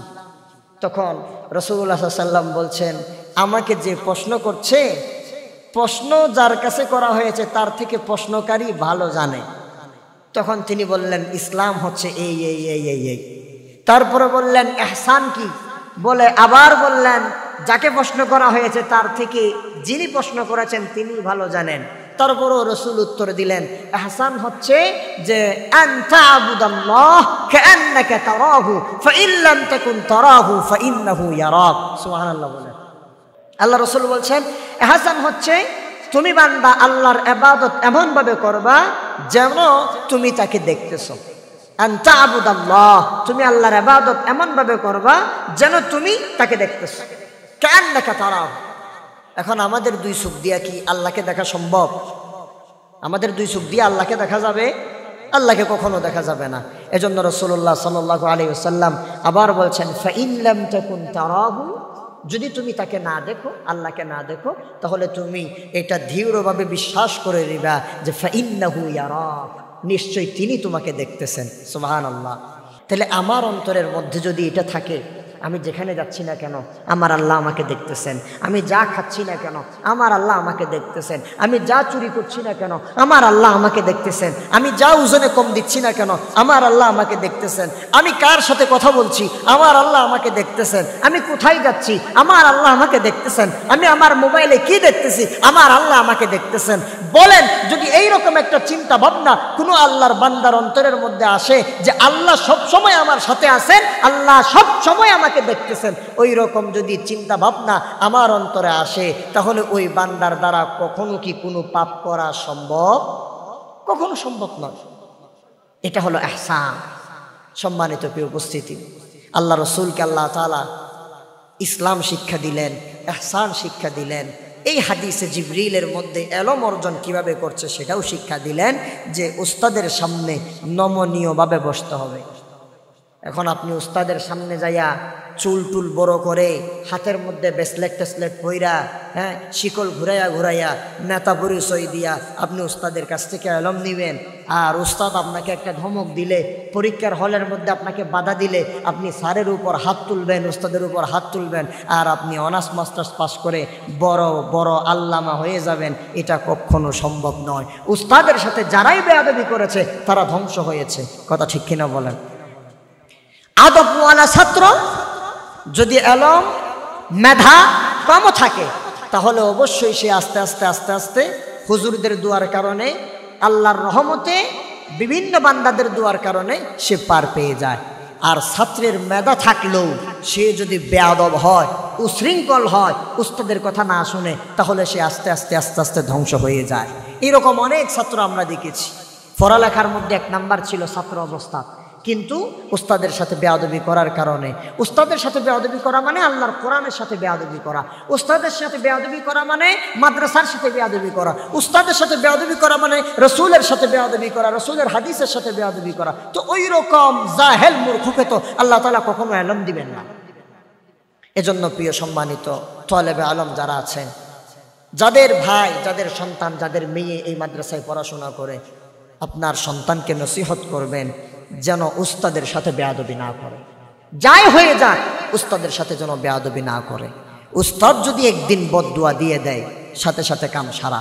আপনার সন্তান যত বড় জ্ঞানী হোক না কেন, ধ্বংস হয়ে যাবে, ধ্বংস হয়ে যাবে, ধ্বংস হয়ে যাবে। এটা একদিন না একদিন আপনি বুঝবেন। আপনার সন্তানকে আপনি বলবেন, যাই হয়ে যাক, উস্তাদ মারুক, আমার হাতের মধ্যে এখানে একটা দাগ আছে, এই যে এই দাগটা আমার এক উস্তাদ হেফজখানায় আমাকে মেরেছে হঠাৎ করে বৃহস্পতিবার।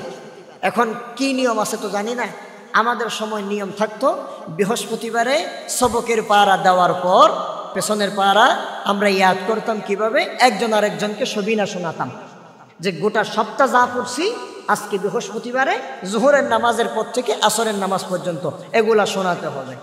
একটা ওই সময় এরকম সুযোগ ছিল যে হুজুররা এক জায়গায় হয়ে আমাদের থেকে সবিনা শুনবেন, ওনারা কিছু গল্প গুজব কথাবার্তা বলবেন, বিভিন্ন জন নাস্তা পানি নিয়ে আসতো হুজুরদের জন্য। তখন আমরাও দুষ্ট ছেলে হেফজখানায় যারা পড়ে, একটা বাস্তব কথা বলি, এলমের ওয়াজ করতেছি আজকে, ভালো করে বুঝেন। আপনারা খেয়াল করে থাকলে দেখবেন মাদ্রাসার মধ্যে কোন সন্তানটাকে দেওয়া হয়, যে সন্তানটা হাত একটু লুলা, যে সন্তানটা চোখ একটু টেরা, যে সন্তানটা ইংলিশ মিডিয়ামে পড়ার যোগ্যতা রাখে না, যে সন্তানটা একটু দুর্বল, ওই সন্তানটাকে মা বাবা বলে জোরি তারও তো মনে নিকে জারিন না পারির অনেকখান হইলেও গছন। হুজুর বলে যে ঠিক আছে, সমস্যা নাই, দিয়ে দেন। দেখা যায় আল্লাহর রহমতে, কোরআনের পাওয়ারের কারণে, রসুলের মোহাব্বতের কারণে, উস্তাদের সংস্পর্শের কারণে ওই সন্তানটা সবচাইতে ব্রিলিয়ান্ট হয়ে যায়, ওই সন্তানটা সবচাইতে ভালো ছাত্র হয়ে যায়, পুরা কোরআন শরীফ হেফজ করে সে বুদ্ধিমান হয়ে যায়। সুবহানাল্লাহ বলে। হেফজখানায় যারা পড়ে এরা চালাক চতুর হয়ে যায়, আস্তে আস্তে আস্তে আস্তে করে শ্রেষ্ঠ সন্তান তারা হয়ে যায়। আর আলহামদুলিল্লাহ, এখন আমাদের জন্য একটা সৌভাগ্যের বিষয় হলো মানুষের সেন্টিমেন্ট এখন পরিবর্তন হয়েছে। মানুষ এখন যেটা ঢিলা, যেটা গাদা, যেটা মেধাক্ষম, একে আর হেফজখানায় দেয় না। এখন সবচাইতে স্মার্টটাকেই হেফজখানায় দেয়, মাদ্রাসায় দেয়। কেন? তাকে তাকরিম বানাতে হবে, তাকে জাকারিয়া বানাতে হবে, তাকে নাজমুস সাকিব বানাতে হবে, তাকে বিশ্ব সেরা হাফেজ বানাতে হবে। ঠিক কিনা বলেন? আর মাদ্রাসায় পড়লে কি হবে? তাকে মিজান আজহারি বানাইতে হবে, আল্লামা সাইদি বানাইতে হবে, আল্লামা ডক্টর লুৎফুর রহমান বানাইতে হবে, আল্লামা আহমদ শফি বানাইতে হবে, আল্লামা তৈয়ব সব বানাইতে হবে, বড় বড় মুফাসসির বানাইতে হবে, মুহাদ্দিস বানাইতে হবে। সেই জন্য এখন ভালো ভালো ছাত্রদেরকে মাদ্রাসায় দিচ্ছে মা বাবারা। কথা ঠিক কিনা বলেন? করোনা আসার কারণে আমাদের একটা লাভ হয়েছে, স্কুল কলেজ সবগুলা বন্ধ হয়ে গেছে, মাদ্রাসাগুলা চালু ছিল। অসংখ্য স্কুল থেকে এসে ছাত্ররা হাফেজ হয়ে গেছে, 20 পারা মুখস্থ করছে, 15 পারা মুখস্থ করছে। এখন তাদেরকে যখন বলা হলো যে মাদ্রাসা তো এখন আর পড়ার দরকার নাই, স্কুল খুলে ফেলছে, এখন স্কুলের মধ্যে চলে যাও, ছাত্র বলে মা আর একটু সময় দাও না, শুরু যেহেতু করছি শেষটা একেবারে করেই ফেলি। 15 পারা হেফজ হয়ে গেছে, আর বাকি 15 পারা আছে, এগুলো একটু করেই ফেলি। 20 পারা তো শেষই হয়ে গেছে, আর 10 পারার জন্য স্কুলে কেন যাব মা, এটা করেই ফেলি। এইরকমভাবে অসংখ্য ছাত্র স্কুল থেকে এসে হাফেজ হয়ে গিয়েছে, আলহামদুলিল্লাহ। এটা আমাদের জন্য সৌভাগ্যের ব্যাপার। এজন্য সম্মানিত প্রিয় উপস্থিতি, আমরা মাদ্রাসার সাথে থাকব, আলেমদের সাথে সম্পর্ক করব, আলেমদেরকে মহাব্বত করব, মাদ্রাসায় দান করব, যার কারণে আমরা আখিরাতে লাভবান হব। পারব তো ইনশাআল্লাহ। আল্লাহ তাআলা আমাদেরকে বুঝার, আমল করার তৌফিক দান করুন। সবাই বলে আল্লাহুম্মা আমিন। সম্মানিত প্রিয় উপস্থিতি, রাসূলুল্লাহ সাল্লাল্লাহু আলাইহি ওয়াসাল্লাম আমাদেরকে দ্বীনের জ্ঞান অর্জনকারীদেরকে আল্লাহর রাস্তার মুজাহিদ বলেছে। দ্বীনের জ্ঞান অর্জনকারীদের জন্য ফেরেশতারা দোয়া করে, দ্বীনের জ্ঞান অর্জনকারীদের জন্য ফেরেশতারা তাদের নূরের পাখা বিছিয়ে দেয়। দ্বীনের জ্ঞান অর্জনকারীদের জন্য আসমান জমিনের সবাই দোয়া করে। দ্বীনের জ্ঞান অর্জনকারীদের জন্য সমুদ্রের পানির নিচে, পুকুরে পানির নিচে মাছ পর্যন্ত দোয়া করে। সুবহানাল্লাহ। আর এক হাদিসের নবীজি সাল্লাল্লাহু আলাইহি ওয়াসাল্লাম বলেন, ইবনে মাজার হাদিস, قال رسول الله صلى الله عليه وسلم من جاء مسجدي هذا لم يأته إلا لخير। রাসূলুল্লাহ সাল্লাল্লাহু আলাইহি ওয়াসাল্লাম বলেন, ইল্লা লিখাইরি ইয়াতাআল্লামুহু আও ইউআল্লিমুহু ফাহুয়া বিমানজিলাতিল মুজাহিদিনা ফি সাবিলিল্লাহ।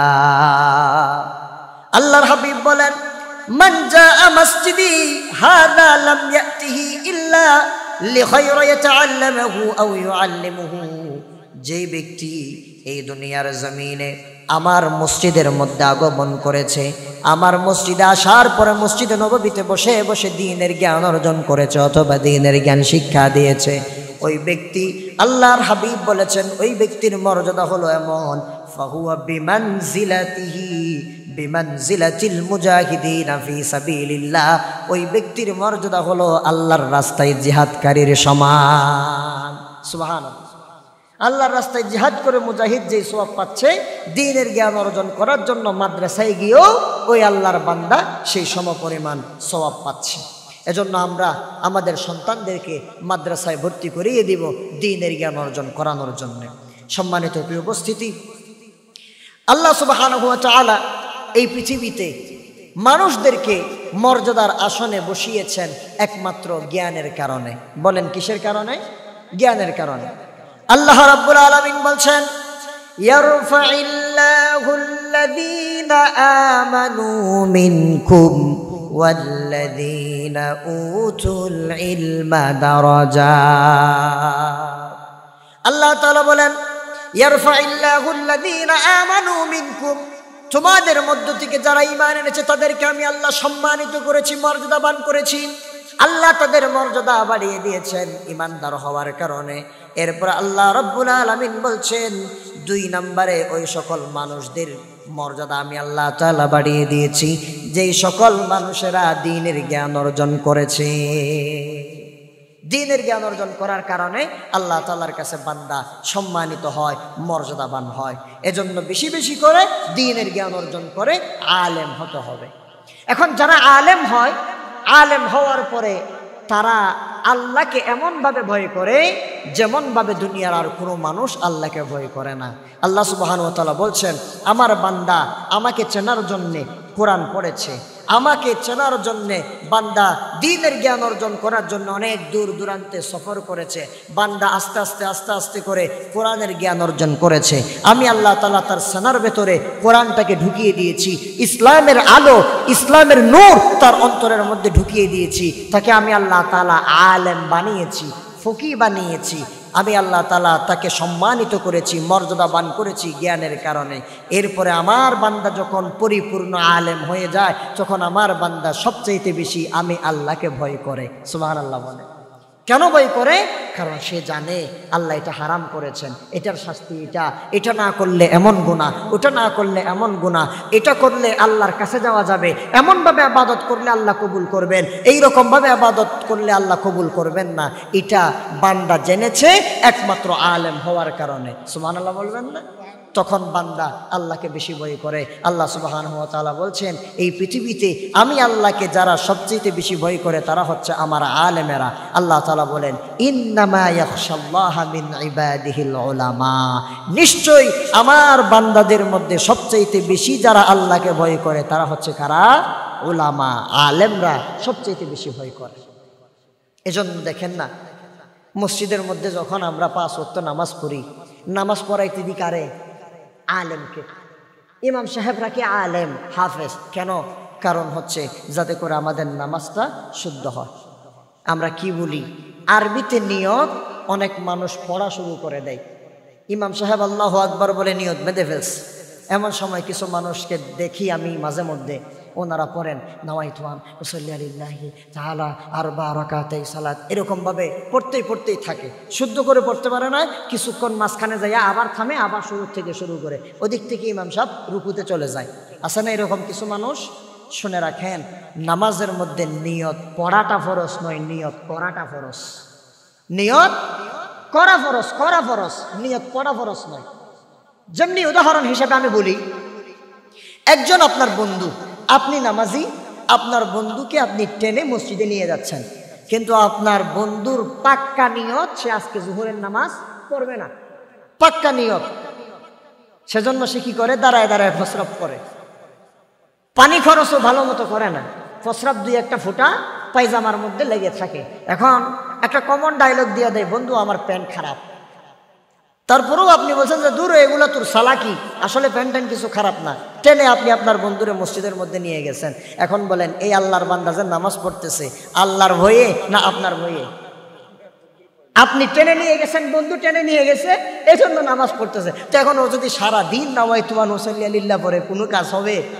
কোনো কাজ হবে না। কেন? কারণ অন্তরে গোলমাল। এজন্য আল্লাহ রাসূল সাল্লাল্লাহু আলাইহি ওয়াসাল্লাম বলছেন কি, ইন্নাল্লাহা লা ইয়ানজুরু ইলা সুওয়ারিকুম ওয়া আমওয়ালিকুম ওয়ালাকিন ইয়ানজুরু ইলা কুলুবিকুম ওয়া আমালিকুম। আল্লাহ অন্তরটা দেখেন, অন্তরে যা আছেন তা নেন, আল্লাহ মুখেরটা নেন না। সারাদিন নিয়ত করলেও হবে না যদি আপনার অন্তরের মধ্যে নিয়ত না থাকে। এজন্য নিয়তটা যদি করেই ফেলেন, যারা নামাজি তাদের চিন্তা কেমন? তারা বলে যে আজান কেন দিচ্ছে না, এতক্ষণ কেন আজান? ও আজান হয়ে গেছে। ইনি যে কথাটা বলছে আজান কেন দিচ্ছে না, তার মানে ওনার মনে পাক্কা নিয়ত, আজান দিলে তাড়াতাড়ি মসজিদে যাব, নিয়ত হয়ে গেছে। আর যদি বলেছে ও আজান দিছে মানে উনি যখন নড়চড়ে বসছেন, তার মানে ওনার পাক্কা নিয়ত হয়ে গেছে, আজান দিছে মানে আমি এখন মসজিদে যাব, উনি নিয়ত করে ফেলছেন। আর মুমিন বান্দা যারা, তারা 1 ওয়াক্ত নামাজ আদায় করার পর আর 1 ওয়াক্ত নামাজের জন্য অপেক্ষা করে, তাদের অন্তরটা মসজিদের সাথে লটকানো থাকে।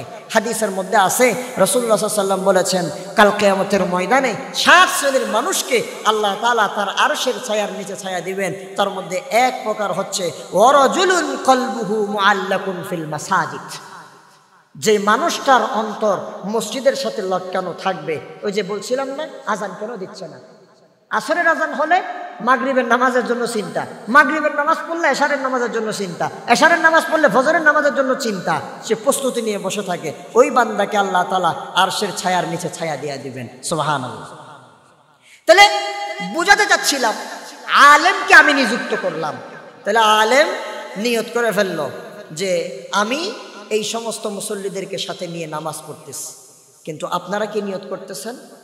আমরা বললাম একটা দায়িত্ব বেহাজাল ইমাম, বললাম আল্লাহ এই ইমামের পেছনে আমি জোহরের নামাজ আদায় করতেছি, বাস আপনার দায় শেষ।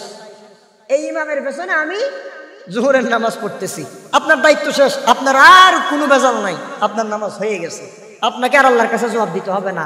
নামাজ পড়ছেন, বাস এটাই যথেষ্ট। কিন্তু নামাজ না পড়লে জবাব দিতে হবে। এখন আপনি বললেন কি, আল্লাহ এই ইমামের পেছনে আমি নামাজ আদায় করছি, একটা দায়িত্ব বেহাজাল ইমাম। তাহলে যত ভুল হবে, যত সমস্যা হবে কার? ইমামের। পুরা মসজিদের যত মুসল্লি আছে সমস্ত মুসল্লিদের নামাজের জবাব দিতে হবে কার থেকে? ইমামের থেকে। তাহলে এবার চিন্তা করেন, ওই ইমাম গোটা মসজিদের মুসল্লিদেরকে নিয়ে সামনে দাঁড়াইছে, এবার তার ভেতরের অবস্থাটা চিন্তা করেন। যদি নিয়ত পরিশুদ্ধ না থাকে তাহলে কিয়ামতের দিন ইমামও বাঁচবে, আমিও বাঁচবো, আপনিও বাঁচবেন, ঠিক কিনা? আপনারা তো পারবে যাবেন, বলে আল্লাহ এটা তো আমাদের ইমাম, ইনি তো নামাজ পড়াইছেন, আমাদের কোনো দায় নাই, সব দায় ইমামের। তো আপনারা বেঁচে গেলেন, কিন্তু ইমাম যদি মুত্তাকি না হয়, ইমাম যদি আল্লাহওয়ালা না হয়, ইমাম যদি নামাজের ভেতরে আল্লাহকে স্মরণ না করে, তাহলে সমস্যা আছে না নাই? আছে। এই জন্য প্রিয় মুসল্লিয়ানে কেরাম, কয়েকটা সংক্ষিপ্ত কথা বলে যাচ্ছি, আলোচনা শেষের দিকে যাচ্ছি, রাতও অনেক গভীর হয়ে গিয়েছে। তাহলে নামাজের ক্ষেত্রে বা যে কোনো কাজের ক্ষেত্রে নিয়ত মুখ দিয়া পড়তে হবে না, অন্তর দিয়া করতে হবে। কথা কি বুঝাইতে পারছি? যেমন সামনে রমজান আসতেছে, রমজানের সময় আমরা নিয়ত করি কি, যে আমি নিয়ত করতেছি যে রোজাটা রাখার জন্য আগামীকাল। দেখেন রোজার নিয়তটা কি, আগামীকাল আমি রোজা রাখবো, এই নিয়ত করতেছি। আচ্ছা বলেন, এখন আমি যে সেহেরি খাইলাম, আগামীকালের জন্য খাইলাম না আজকের জন্য খেলাম? আমি তো আজকের জন্যই সেহেরিটা খেলাম, আজকে সেহেরির সময় আমি খেলাম, তাহলে আগামীকালকে হবে কেন? আগামীকালকে হলে তো আগামীকালকের জন্য হবে। তাহলে আরবিতে নিয়ত পড়ার দরকার নাই, এখানে অনেকগুলা নিয়ত আরবি ক্যালেন্ডারের মধ্যে দিয়ে দেওয়া হয়, এগুলোর দরকার নাই। শুধু নিয়ত করবেন কি, আল্লাহ আমি রোজা রাখার জন্য সেহেরি খাচ্ছি, রোজা রাখার জন্য, যে বাস সোজা হিসাব। আর সেহেরি খাচ্ছেন, আপনি যে ঘুম থেকে উঠছেন সেহেরি খাওয়ার জন্য, এটাই তো হয়ে গেছে, আপনি রোজা রাখার জন্যই উঠছেন, আপনারা তো কেউ আর জোর করে তুলে নাই। তাহলে আমরা নিয়ত করব, নিয়ত করব না।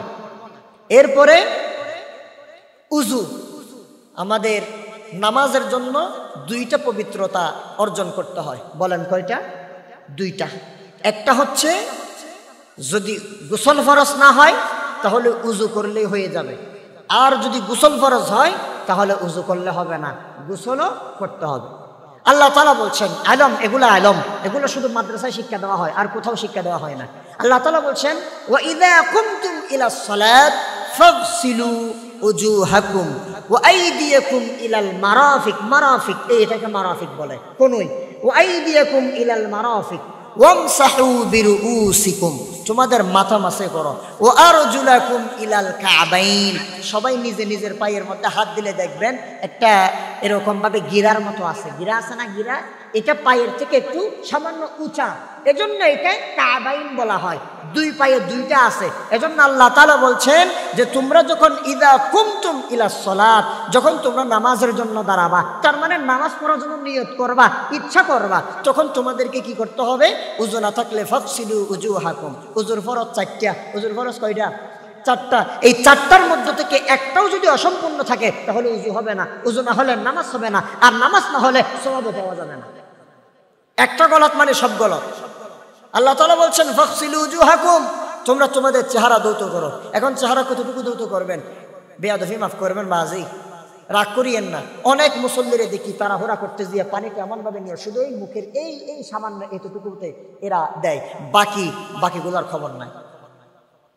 অথচ কপাল থেকে, চুলের গোলানি থেকে শুরু করে একদম তুত্তির নিচ পর্যন্ত পুরা চেহারাটার প্রত্যেকটা জায়গার মধ্যে পানি পৌঁছাইতে হবে। দাড়িগুলা খেলাল করতে হবে। দাড়ি যদি খেলাল না করেন তাহলে কি বিপদ।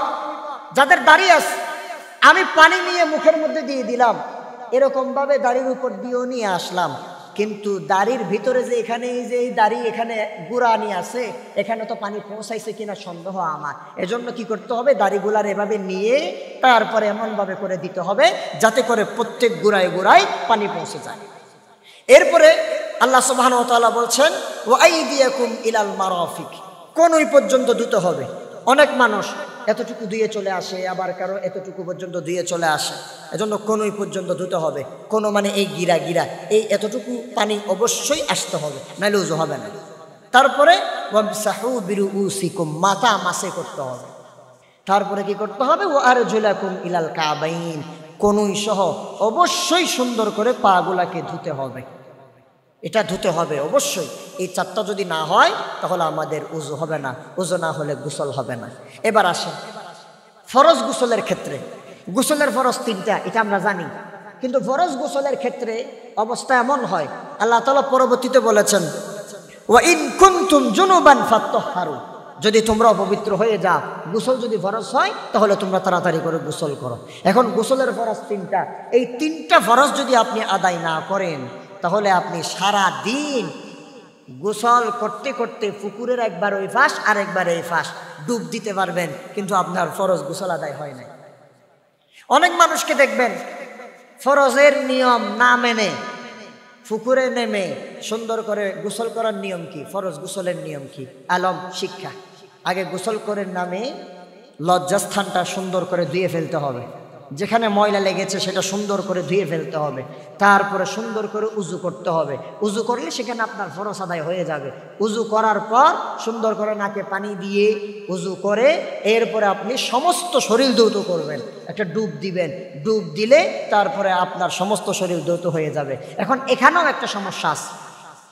অনেক সময় কি হয়, মহিলাদের ক্ষেত্রে এটা বেশি হয়, ডুব দিলেও চুল এরকম তো এভাবে করে ওদের লম্বা চুল, মাথা পুরাটা চুলে থাকে, সেজন্য পানি চুলের উপর দিয়ে পড়ে যায়, ভেতরে চুলের ভেতরে পানি না পৌঁছানোর সম্ভাবনা থাকতে পারে।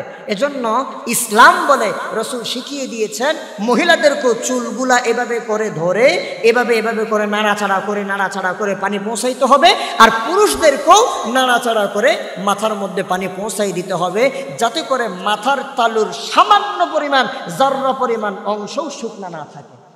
যদি শুকনা থাকে তাহলে গোসল হবে না, তো গোসল না হলে নামাজও হবে না। অথচ গোসল করলাম তো নামাজ পড়ার জন্য। অনেক ছেলেদেরকে আমি দেখি মাঝে মধ্যে গোসল করতে নেমে পুকুরের ঘাট আছে তো একটা লাফ দিছে, লাফ দিয়ে সাঁতার কেটে এরপরে ডুব দিয়ে আবার সুন্দর করে উঠে লাখ সাবান, তারপরে যত রকমের আপনার সাবান আছে এগুলা দিয়ে ডুব দিয়ে আবার উঠে যায়, কিন্তু ফরজ আদায় করে নাই। তাহলে সে যদি অপবিত্র হয়ে যায় ফরজ আদায় না হওয়ার কারণে, এরপরে সে নামাজ পড়লে নামাজ হবে না। সাবধান থাকতে হবে। এরপরে মা বোনদের জন্য একটা মাসালা বলি। আমার মা বোনেরা বিভিন্ন জায়গায় জুমাবারে বিয়ে টিয়ে খাইতে যায়, বিয়ে খাইতে যাইয়া নখ ফালিশ দেয়, হাতের মধ্যে নখে ফালিশ দেয়, পায়ের মধ্যে নখে ফালিশ দেয়। ওই নখ পালিশ যদি থাকা অবস্থায় উজু করে নামাজ পড়ে নামাজ হবে না। কেন? কারণ নখের ভেতরে পানি পৌঁছায় নাই। এজন্য সুন্দর করে ঘষে ঘষে ঘষে ঘষে এগুলা তুলে ফেলতে হবে। তো এজন্য আমার একটা পরামর্শ, যেগুলো দেওয়ার পরে ঘষি ঘষি আবার তুলি ফেলতে হয়, এগুলা দেওয়ার চাইতে না দেওয়াই ভালো। এগুলা টাকা লস করা ছাড়া আর কিচ্ছু না, ঠিক কিনা বলেন? এরপরে দেখেন অধিকাংশ মেয়েরা মেকআপ করে, মেকআপ করার সময় মুখের উপর 1 ফরল 2 ফরল দেয়, দেয় না? এই 1 ফরল 2 ফরল যে দেয়, এগুলা যদি থেকে যায়, তাও যদি চামড়ার মধ্যে পানি না পৌঁছায়, যদি আপনার ওই বিউটি পার্লার থেকে সেজে মেকআপের উপর পানি দিয়ে সরত সরত করে পড়ে যায়, আপনার উজু হবে না, আপনার নামাজ হবে না। এরকম ভাবে নামাজ পড়লে নামাজ হবে না। এজন্য যেটা দেওয়ার পরে আবার ঘষা মাজা করে তুলে ফেলতে হয়, ওটা দেওয়ার চাইতে না দেওয়াই উত্তম। এখন যারা বিউটি পার্লারে যায় বা যারা সাজগুজ করে মা বোন, আপনাদের জন্য আমার কথা, আপনারা বলেন যে কি একটু সুন্দর দেখানোর জন্যে আমরা বিউটি পার্লারে যাই, সাজগোজ করি, তাহলে কি আপনি আল্লাহর বিধানকে পরিবর্তন করছেন? আল্লাহ তাআলা নিজেই বলছেন, লাকাদ খালাকনাল ইনসানা ফি আহসানি তাকওয়িম, অবশ্যই আমি মানুষকে সবচাইতে সুন্দর করে সৃষ্টি করেছি। আর আল্লাহ তাআলা কোরআন শরীফের আরেক জায়গায় বলে দিয়েছেন যে তোমরা আল্লাহর সৃষ্টিকে পরিবর্তন করিও না। তখন আপনি আল্লাহ আপনাকে সুন্দর করে বানাইছে, আল্লাহ নিজেই বললেন চেহারাটা নিজের হাত দিয়ে বানাইছেন। এখন আল্লাহর চাইতে আপনি বেশি বুঝে আপনাকে সুন্দরভাবে প্রেজেন্ট করার জন্য আপনি মেকআপ করতেছেন, নখ পালিশ দিচ্ছেন, এটা তো আল্লাহর সাথে বেয়াদবি করা ছাড়া আর কিচ্ছু না, ঠিক কিনা বলেন? এজন্য এগুলা করা যাবে না। সাজগুজ করেন শুধুমাত্র স্বামীর জন্য করবেন। আর আমার মা বোনেরা সাজগুজ করে পরের বেটার জন্যে, স্বামীর জন্য যত ফাড়া চিরা কাপড় আছে, দুর্গন্ধযুক্ত কাপড় আছে, এগুলা পরেই বসে থাকে, ঠিক কিনা বলেন? অথচ ইসলাম নিয়ম দিয়েছি কি, স্বামী ঘরেতে ঢুকার আগেই সুন্দর কাপড় চোপড় পরে সুন্দর করে নিজেকে সাজগুজ করে স্বামীর সামনে প্রেজেন্ট করবা, যাতে করে তোমার স্বামীর নজর বাইরের মেয়ের দিকে না যায়। আর এখন আমার মা বোনেরা বিয়ে শাদীর থেকে এসে আধা ঘন্টাও শাড়ি এটা গায়ে রাখতে চায় না, বলে যে বাঁচবা যাবই, হ্যাঁ হাসারা হয়ে যাবো, ইক্কে যাবো, নষ্ট হয়ে যাবো। তো কিছুক্ষণ পরে কিন্তু তার স্বামী আসবে, তার স্বামীর মনে তামান্না যা আজকে আমার বউকে খেলাফের মধ্যে অনেক সুন্দর লাগছে, আমি বাসায় গিয়ে আমার বউকে অনেকক্ষণ দেখবো, আমার বউয়ের সাথে আমি ভালোবাসা বিনিময় করব, এইরকম চিন্তা ভাবনা থাকে কি থাকে না? কিন্তু এখন যদি জামাই আসার পরে দেখে বউ জামাই আসার আগে শাড়ি টাড়ি খুলি ফাড়া হওয়ার ইন করে বউ ঠিক, তখন মাথার মেজাজ কেমন হবে? তখন কথায় কথায় ঝগড়া হলে দেখা দিবে ওরি তুই আর দেখা আল্লাহ সাদত জানে, তুই তো বার করবে আল্লাহ সাদত জানা, যা রে যা, ঠিক কিনা বলেন? এই ঝগড়া এটার কারণে হয়। যত ভালোবাসা, যত সাজগুজ, যত সৌন্দর্য প্রকাশ করা একমাত্র স্বামীর জন্য হবে। আর বাইরে যান ছাড়া ফিড়া কাপড় ভরে, দুর্গন্ধযুক্ত কাপড় ভরে যান, কোনো সমস্যা নাই, তাতে আল্লাহ খুশি। তাতে আল্লাহ কি খুশি? কেন? কারণ আপনি যখন দুর্গন্ধযুক্ত জামা পরে বাইরে বের হবেন, আপনি যখন পরপুরুষের সামনে একদম এলোমেলো ভাবে থাকবেন, পাগলের মতো থাকবেন, তখন কোন ছেলে আপনার দিকে নজর দিবে না, ঠিক কিনা বলেন? তাহলে আপনাকে আল্লাহ তাআলা বাছাই দিল, আর আপনার স্বামীর কাছে আল্লাহ আপনাকে স্পেশাল করে দিল। আর এখন আমার মা বোনেরা ইল্লা মাশাআল্লাহ বেশিরভাগ মা বোন স্বামীর কাছে কোনো অধিকার পায় না, আর যত সব বাইরের মানুষ তাদের কাছে খুব ভালো, ঠিক কিনা? এটা করা যাবে না। আল্লাহ তাআলা আমাদেরকে এগুলা বুঝার তৌফিক দান করুন, বলে আল্লাহুম্মা আমিন। আর একটা কথা, সামনে রমজান চলে আসছে। এই রমজানের সেহরির খাওয়ার একটা নির্দিষ্ট সময় আসে না নাই? 4:30, 4:42, 4:40 এরকমভাবে একটা নির্দিষ্ট ক্যালেন্ডার তৈরি করা হয়। আল্লাহর ওয়াস্তে ওই ক্যালেন্ডার ক্রস করিয়েন না। আগে বুঝবেন, অথবা স্থায়ী একটা ক্যালেন্ডার মসজিদের মধ্যে লটকানো থাকে, সেখানে থেকে ছবি তুলে নেবেন যে আজকে সেহরির শেষ সময় কত। মনে করেন যে আজকে আগামীকালের জন্য, যারা আজকের জন্যই 12টা তো পার হয়ে গেছে, যারা রোজা রাখবেন আজকে রাত কালকে দিনের জন্য, তাহলে এখন যদি 4টা বা 4:30 পর্যন্ত কি হয়, সেহরির শেষ সময় হয়। এখন আজান দেয় কথা প্রায় 5:30, 6টার সময় নামাজ। তাহলে এখন আপনি যদি 5:30 পর্যন্ত বলেন যে সেহেরি খাওয়ার টাইম, আজান যতক্ষণ দেয় নাই ততক্ষণ আছে, তো আপনি যদি 5টা বাজেও সেহেরি খান, আপনার রোজা হবে নি? রোজা তো হবে না, রোজা তো হবে না। কেন? কারণ এটা ফজরের আজান দিচ্ছে, সেহেরির আজান নয়। সেহেরির জন্য একটা নির্দিষ্ট সময় আছে, ওই সময় আপনাকে সেহেরি খাওয়া শেষ করতে হবে। এজন্য আমাদের সমাজে অনেক জায়গায় মা বোনেরা নিজের মসজিদে যতক্ষণ পর্যন্ত আজান দেয় নাই ততক্ষণ পর্যন্ত সেহেরির সময় আছে বলে মনে করে। এখনো আমাদের মসজিদে আজান দেয় নাই, এই যে আবার আজান দিলেও অনেকে পানি খায় কখন জানেন? মুয়াজ্জিন যখন আল্লাহু আকবার শুরু করে দেয় তারপরে বলো মানে তাড়াতাড়ি পানি হইলো, পানি নেই। এরকম করিয়েন না, আল্লাহর ওয়াস্তে এগুলা করিয়েন না। যা খাওয়ার যা করার সবগুলা নির্দিষ্ট সময় শেষ হওয়ার আগে করতে হবে।